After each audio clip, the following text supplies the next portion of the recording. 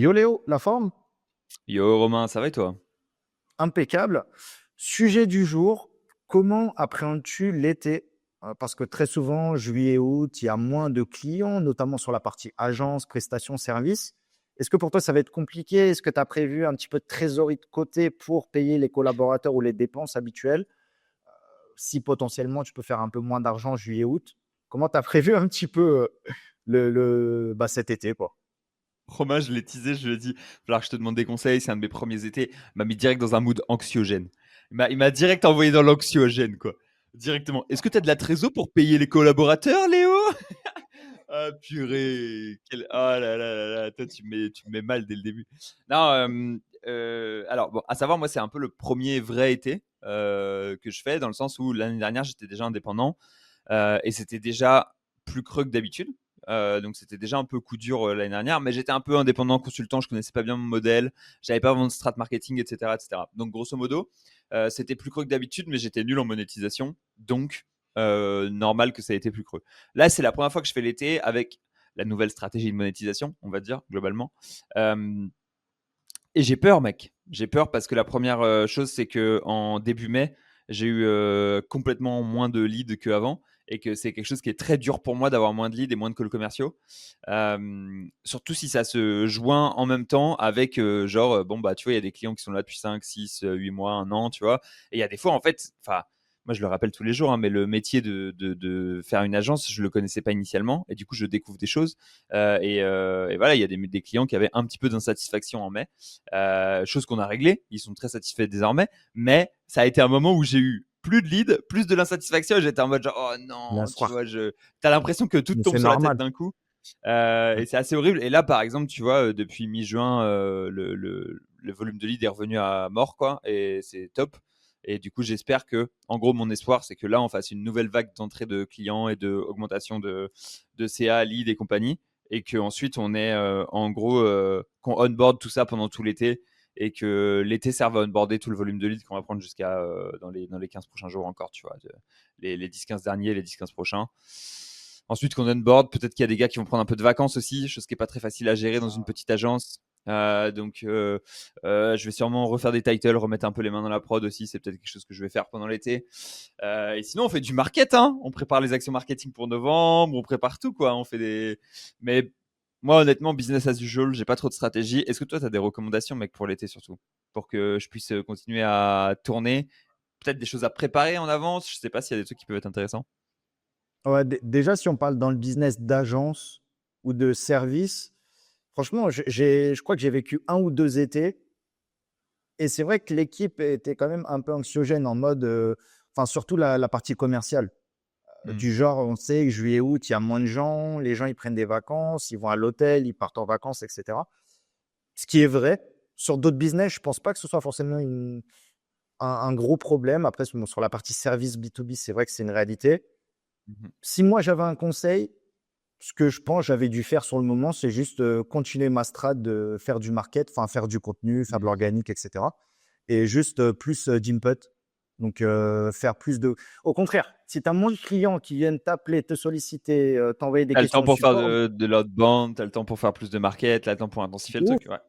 Bien sûr, tu as le temps pour l'onboarding, pour les process, les trucs comme ça, mais aussi pour la créa de contenu, pour attirer de nouveaux leads, pour créer des lead magnets que tu vas envoyer en septembre, pour retravailler les calls de prospection. Donc au final, oui, ça peut être une période plus creuse, moins de leads, mais en termes de CA, en termes de ça, bien sûr, ce seront pas les meilleurs mois de l'année, mais c'est pas forcément un mal, je pense. Si tu signes tes clients sur du 9 ou 12 mois, voire même plus, enfin, souvent, je crois que c'est un an, mais généralement, tu anticipes ce genre de truc, vu que c'est des contrats à l'année, pour ceux qui veulent C'est signer à l'année. ça. Ouais, moi, comme c'est des contrats en tacite reconduction, tu sais, où c'est du recurring et Ouais, il y a pas de, enfin, tu vois, moi, j'ai pas de date de fin de contrat, quoi. Si la personne elle est satisfaite, bon, on continue de travailler ensemble. c'est ça. Et donc, voilà, partant de là, normalement, l'été va pas être une grosse baisse de CA. Euh, Encore que, bah, ouais, il y a des mois où on fait un peu moins de CA que d'autres, parce que tu as des clients qui churn, parce que tu en as d'autres qui arrivent, etc. C'est la fluctuation normale. Mais normalement, ça devrait pas être une grosse baisse de CA. Mais peut-être une bise d'activité commerciale à laquelle il faut que je me prépare parce que, tu vois, oh, pour le coup, il n'y a que moi qui va devoir s'y préparer d'un point de vue direct commercial. Et dire aux consultants aussi de voilà, c'est pas parce que les clients ils sont en vacances et qu'ils sont pas là à répondre à tes mails qu'il faut arrêter d'en envoyer aussi et Bien garder le sûr. même, tu vois, les mêmes Bah, inputs, le même flux, la même tension, malgré le fait que ce soit un peu plus tranquille d'un point de vue réactivité, quoi. j'en parlais hier avec Juliane et elle me disait, mais je pense que l'été, il y a personne. Moi, tu vois, quand je suis en vacances, je suis jamais sur mon téléphone, je suis pas sur YouTube. J'ai dit, bah, au contraire, moi, quand je suis en vacances, je suis encore plus sur YouTube qu'en temps normal. Ah! Parce que je regarde les vidéos, parce qu'on parlait de préparer un format ici au Talk sur ma chaîne Romain Ouais. Pirotte, etc. Je lui ai dit, mais pour moi, ça pose pas de problème de le faire en juillet, août. Parce que dans tous les cas, si c'est une bonne vidéo, ok, elle fera 3000 vues. Elle Peut-être sera en vue en septembre, septembre, elle hein. en aurait, en septembre, elle en aurait fait Exactement. 3005 ou 4000. Mais c'est pas grave. Je préfère Ouais. l'envoyer en août et gagner un mois. Mmh. Et en plus, il y a personne qui publie pendant ces temps-là parce que les gens sont en vacances, donc autant prendre la place, tu vois. Et non, non, je pense qu'il faut toujours voir le positif. Ok, bon, moins de leads. Bon, bah, je peux faire plus de contenu. Je peux préparer un event. Je peux revoir mes offres qui sont quand même les fondamentaux d'une agence. Parce que des fois, tu es Ouais. dans le jus. Tu as plein de leads. Tu as plein de leads, tu vends pas, etc. Voilà, t'es dans l'exécution quotidienne, mais tu revois pas les fondamentaux, comme augmenter tes prix, comme améliorer ton produit, comme mieux recruter. Donc, tout ça, faut se dire que juillet et août, ça peut être une période pour ça, quoi. Plus, ça peut Ah être une exactement, période pour bah, mettre sur pause aussi, pour mettre sur ouais. pause autrement. Ouais, ouais, c'est aussi le moment en fait, s'il y a un moment où je dois prendre une semaine de vacances, c'est en août, quoi, tu vois? C'est le meilleur moment pour le faire. Donc, j'espère, Inch'Allah, c'est ce qui se passera. Et il y a aussi la partie, en effet, ouais, de prendre de la data et de regarder, en fait, voilà, qu'est-ce qu'on a fait sur les 6 premiers mois de l'année aussi. Tu sais, c'est le moment pour faire un bilan, pour dire, c'est quoi notre taux de closing, en fait, sur les 6 premiers mois de l'année? Est-ce qu'on a des choses à améliorer? Et en fait, faire un peu l'overview de toute la boîte et se dire, bah, au vu de tout ça, est-ce qu'on a des choses qu'on doit changer? Tu vois? Parce qu'en gros, souvent tu runs beaucoup, mais tu prends pas beaucoup de feedback pendant le run sur ce que tu fais. Et du coup, les petits moments de pause, c'est l'occasion aussi de prendre du feedback, de regarder, bon bah voilà, est-ce que ça marche bien, est-ce que mes propales elles sont bien, est-ce que je peux améliorer. Et en effet, comme tu disais, améliorer mes scripts de vente, putain, ça c'est un truc, mec, faut que je le fasse Ah depuis ouais, tu vois, l'éternité. c'est des Ah petits ouais, détails, ouais. Mais rien qu'une offre, bah demain après enfin voilà, c'est le travail de commercial, c'est beaucoup de valeur perçue, etc. Mais une offre à 1 000 euros, si tu la réétudies un peu mieux, mieux pensée pour le client, etc. Tu peux la mettre mhm, à 1 300, 1 500, alors que toi en termes de prod bien c'est la sûr. même chose. Pour le Ouais, client c'est beaucoup mieux pour lui, il comprend mieux, etc. Non, franchement, il y a des trucs, faut voir le positif. Après, bon, évidemment, maintenant, si on va sur l'aspect SaaS, plateforme, produit, on n'est pas sur du service.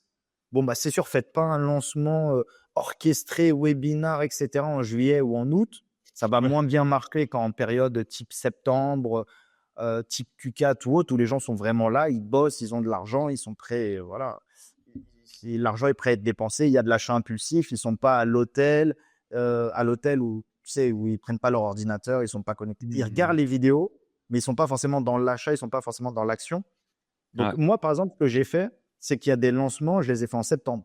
Mais ouais. juillet et août, j'avais des bêta-testeurs, je faisais tester mes outils, je prenais des Tu feedbacks, préparais le truc, ouais, c'est ça. je construisais ma landing page, je construisais mes témoignages, et c'est bon, j'arrivais septembre. Parce que ça m'aurait fait chier de faire cette phase-là de bêta testing, de Mhm, marketing en amont, le faire pendant une période chaude, ouais. et ben là, je peux le faire pendant une période froide et attaquer après en septembre et vendre mon produit, quoi. Ouais, OK. Ah, c'est intéressant. Et toi, tu as les mêmes fluctuations côté, formation, tu as aussi les mêmes trucs où en fait, l'été c'est plus chill et cetera? Moi, je pense que ouais, c'est quand même pareil parce que si c'est du B2C, ça peut aller, mais moi, c'est quand même du B2B. C'est quand même des Ouais, professionnels. Donc, le SEO, c'est bien, mais des fois, il y en a, ils mettent sur pause en juillet ou août. Enfin, ouais, ouais, ouais. SEO, Money, affiliation, etc. Il y en a qui prennent quand même des vacances. Donc, je le ressens. Et c'est vrai que je fais pas de lancement juillet-août. Tu vois, mon prochain Ouais. lancement de formation, c'est en septembre. Donc, OK. Ouais, ouais, voilà. donc pareil quoi. Tu un peu moins victime de ce mouvement-là, mais tu as quand même ce côté-là, où c'est présent quoi. En fait, Donc ouais, ouais, hein. pareil. Il y a les années passées, j'ai déjà fait des lancements, notamment le jour de mon anniversaire, tu vois, le 21 août, Ouais. en mi-septembre, des trucs comme ça. Et ça a bien fonctionné. Mais peut-être que si je l'avais fait en septembre, ça aurait mieux fonctionné. Donc, je peux pas te Mmh. dire à 100%. Mais si, en fait, ça dépend ce que tu veux faire. Si demain, tu veux faire 100 000 euros, bah, peut-être que 100 000 euros sera plus facile de les faire en septembre qu'en juillet, sur une offre, Ouais, sur un produit, sur n'importe quoi. Demain, tu veux faire 3 000 euros, que tu sois le 31 décembre, le juillet ou août, bon, voilà, tu trouves ton client ou tes deux clients, quoi. Donc, il Ouais. y a effectivement deux poids, deux mesures si tu es un freelance et tu cherches tes premiers clients. Et si tu es une agence ou tu as un SaaS et que tu es déjà en place. Effectivement, il y a des périodes optimales. En fait, je pense l'été, c'est un multiplicateur, tu vois, ou un diviseur. Genre dans le sens où tu vas avoir peut-être 2 fois moins de leads pendant l'été. Mais tu vois, si d'habitude tu as 0, tu peux pas diviser 0 par 2, quoi. C'est pas un truc qui fonctionne. Donc en fait, c'est juste, bah, tu pourras peut-être en avoir quand même pendant l'été. En fait, c'est pas, voilà, quoi. Juste si tu as l'habitude de faire 100 leads par mois, bah, potentiellement, oui, l'été, ça va être plus que 40, 50, tu vois, et en fait, tu auras 2 fois moins de leads. Mais sur des tout petits volumes, en fait, les premiers, va passer de 0 à 1, c'est pas la même chose que les variations en pourcentage que tu as quand tu as 100 leads par mois, quoi, grosso modo. Non pas que j'ai 100 leads par mois, loin de là, ça serait vraiment la folie. Euh, et un truc, par contre, ouais, dont on avait discuté un petit peu avant que tu partes la semaine dernière, que j'ai commencé pas à préparer, mais voilà, à lancer. Mais c'est en effet potentiellement un webinar slash événement one day qu'on pourrait peut-être préparer pendant l'été. Donc voilà, faut que je vois les messages que j'ai avec la personne qui pourrait potentiellement s'en charger et qu'on soit sûr de pas être calibré sur la même journée que les SEO Talk de Romain, mais qu'on potentiellement préparer un petit webinar avec du contenu intéressant en live, ça serait cool aussi. Ouais. Ouais, c'est ça. Il y a toujours des trucs intéressants à préparer qu'on n'aurait pas fait en temps normal et qui, au final, valent le coup parce qu'on a plus de Mm. disponibilité, donc plus d'idées, plus de créativité. Ça, c'est bien. Ouais. On n'est pas sollicité H24 par les clients ou autres. Et même au contraire, tu as des périodes plus chaudes. Tu vois, faire ton OP durant la semaine du Black Friday, potentiellement, Ah non, mec, ouais. peut C'est faire trop. plus dépenser. Ouais, Alors, ouais, tout le monde fait ouais, ouais. sa pub, mais si tout le monde fait sa pub et continue quand même à le faire toutes les années, c'est qu'en fait, le Black Friday, c'est un moyen de justifier qu'on casse les prix. Tu vois, Ouais. parce qu'habituellement, tu casses les prix, tout le monde râle. Mais non, vu que c'est le Black Friday, Cyber Monday, bon, ça avantage tout le monde. Et malgré que, bon, moi, j'ai des stratégies, je ne fais pas forcément le jour exact, etc. Enfin, j'essaye d'appréhender, de sentir un peu le flair, hein, parce que chaque année, c'est un peu différent. Mais je pense qu'en fonction des périodes, tu peux aussi avoir des meilleurs résultats qu'en temps normal. Tu vois. Le Black Mhm. Friday, je te jure que ça peut bien fonctionner.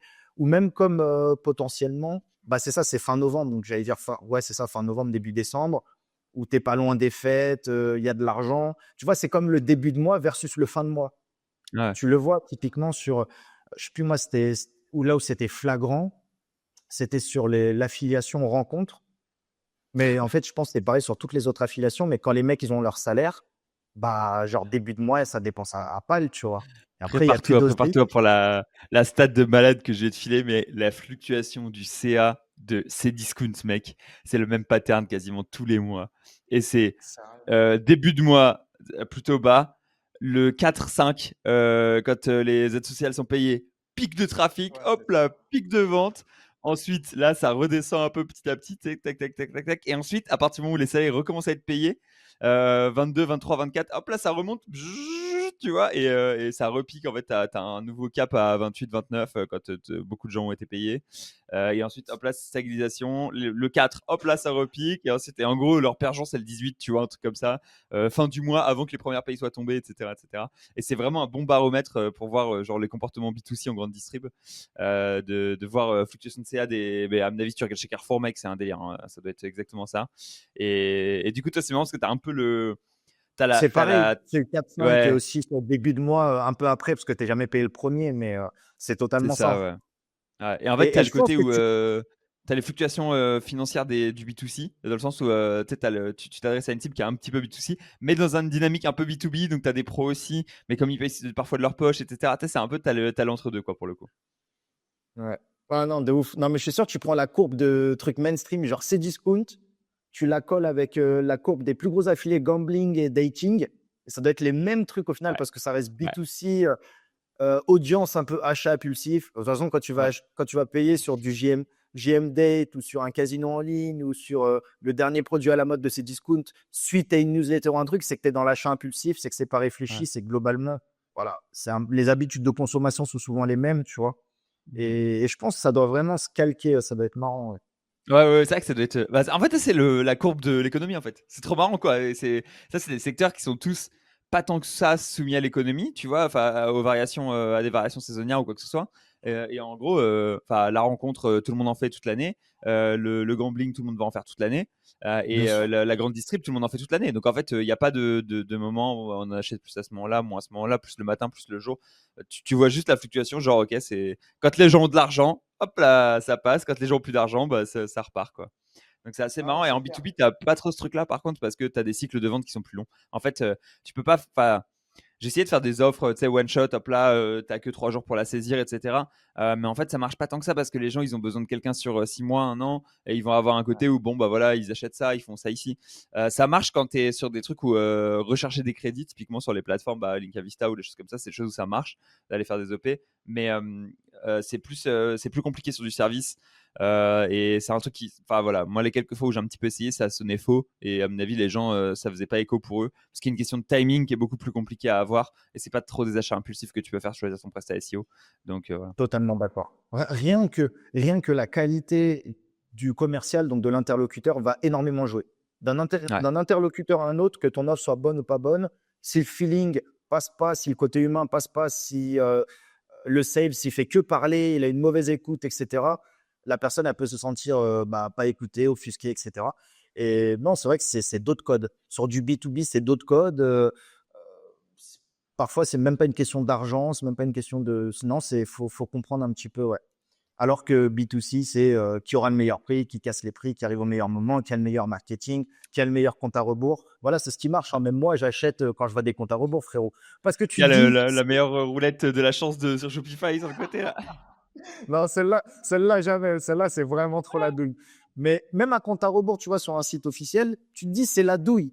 Même moi, c'est mon métier de faire ça. Je fais des comptes à rebours tout le temps. C'est la douille. Mais il y a peut-être 5% de chance que ce soit vrai et que l'offre soit accessible après. Donc, j'achète. C'est pas grave. Ah mec, quoi? Il y a que 2 restants? Ouais, j'en ai acheté un. De ouf.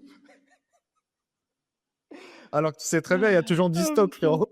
Bah oui, oui, 2 restants, Mais bah c'est normal. évidemment 2 restants.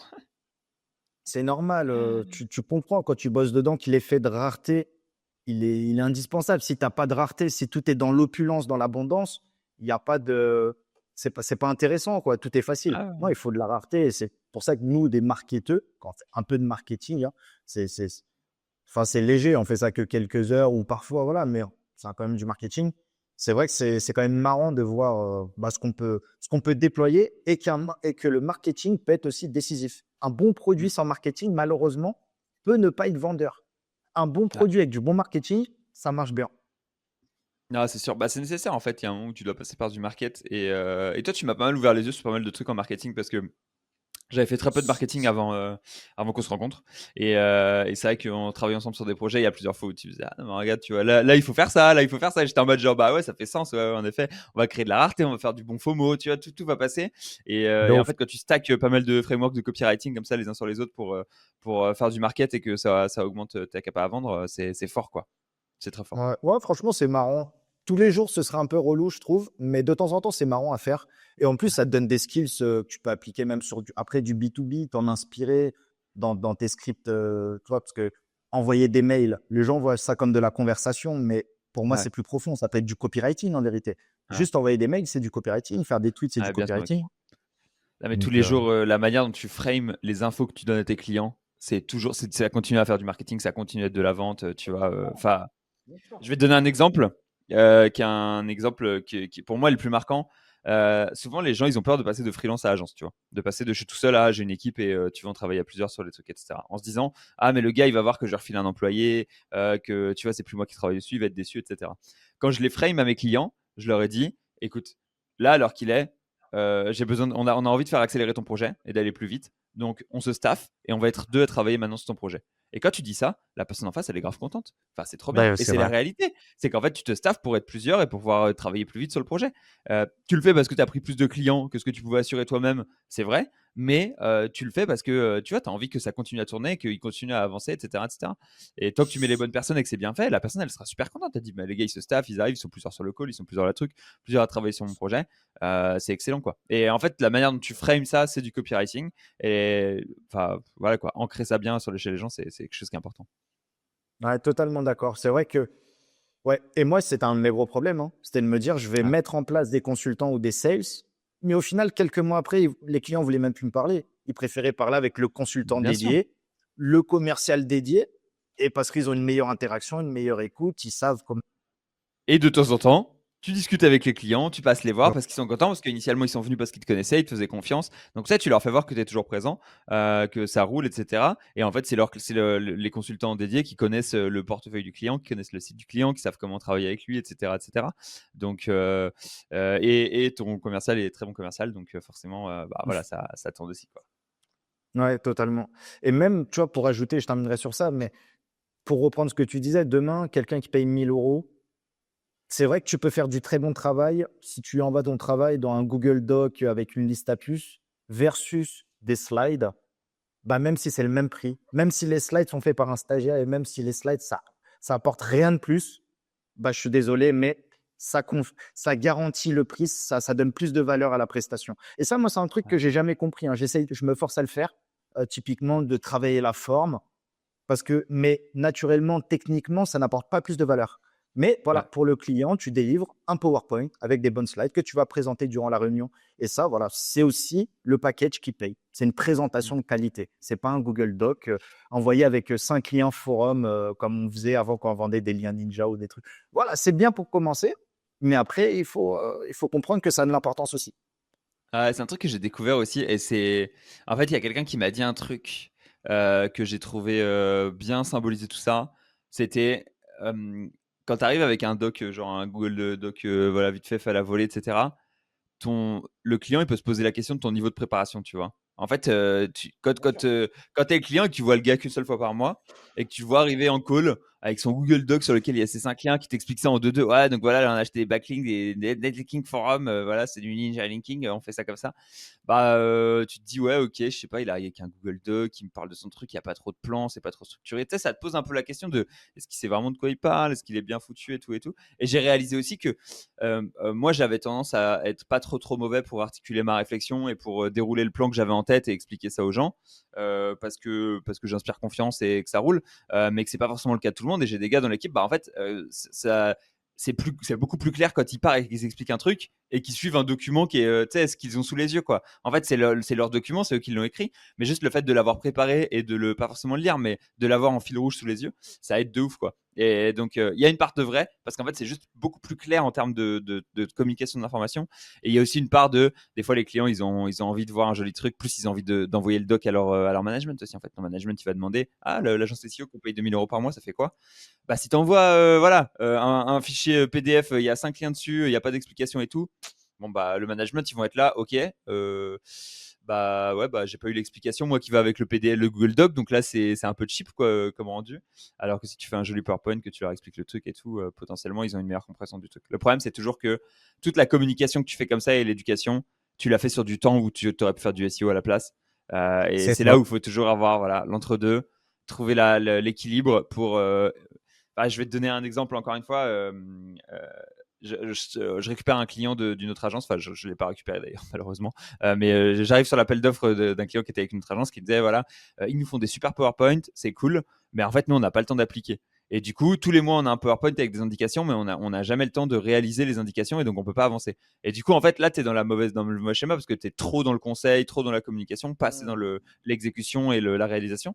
Et nous, à l'inverse, moi, il m'est arrivé plein de fois d'être trop dans l'exécution et la réalisation parce que je sais que c'est ce qui fait avancer les projets et pas assez dans la communication parce que je pouvais me permettre de sauver un peu mes fesses au dernier moment en ayant un joli small talk pendant le call client. Mais c'est un truc que tu peux pas scale, quoi, malheureusement. Tu peux pas mettre à l'échelle, tu peux pas dire que tout le monde va avoir la bonne manière de discuter avec son client. Et du coup, avoir du cadre, c'est aussi important. Dans la réalisation. Mais putain, là, quand je dis ça, je me rends compte que je suis en train de dire exactement les choses sur lesquelles j'ai toujours craché, mais j'ai retourné ma veste en un an. Voilà, Ouais, c'est non, bon, mais c'est pareil. réglé.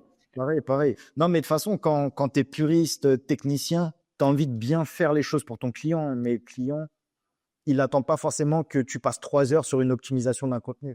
Lui, ce qu'il veut, c'est que il paye pour une offre. L'offre contient à chaque fois donc des produits, des lignes à réaliser. Acheter tant de backlinks, faire tant de contenu, tant d'heures de consulting par mois. C'est pas 2 heures, c'est pas 4 heures, c'est 3 heures, par exemple. Et ça, il faut réaliser en tant qu'agence. Et même moi, il y a plein de trucs que j'ai appris sur le tas ou des fois, j'ai voulu donner plus, mais ça m'est retombé dessus parce que le client, il n'attendait pas ça. Il attendait qu'on Ouais. passe plus de temps sur ses backlinks, alors que moi, je passais plus de temps sur ses contenus. Parce qu'il n'y avait pas besoin de backlinks. Il avait déjà des Ouais. backlinks suffisants, etc. Tu vois. Mais bon, voilà, il faut faire le juste milieu. Et ouais, non, c'est un très bon point que tu as avancé. Entre la partie technique et la partie communication, c'est vrai qu'il y a Mmh. beaucoup de SEO, donc des techniciens qui ont des problèmes de communication. Et c'est un skill vraiment à améliorer. Parce que des fois, si tu veux vendre plus cher, gagner plus d'argent, fidéliser tes clients, bah, il faut juste être un meilleur communicant. Des gens qui sont très bons en SEO et très bons en communication, il y en a très peu. Ouais. Et pour avoir vu pas mal de monde, c'est très difficile d'avoir un très bon niveau dans les deux. Et, et en général, je vous conseille d'être quand même très fort. Enfin voilà, travaillez votre communication. C'est un truc où plus vous travaillez là-dessus, plus vous êtes bon, plus vous êtes capable d'être souriant, dynamique, sympa, discuter avec les gens et leur faire leur expliquer ce que votre métier, ce que vous faites et pourquoi c'est important de manière simple et concrète. Et qu'ils aient compris à la fin, putain, mais si vous faites ça, vous êtes les rois du monde, quoi. Tu fais ça et tu sais générer des leads et c'est bon, Ouais. oh là là, next step, c'est voilà quoi, c'est bon. Vas-y, top, Léo. Bah, merci pour toutes ces infos. Merci à toi, Romain. Bisous, bisous. À très vite, mec. Ciao, ciao. Salut.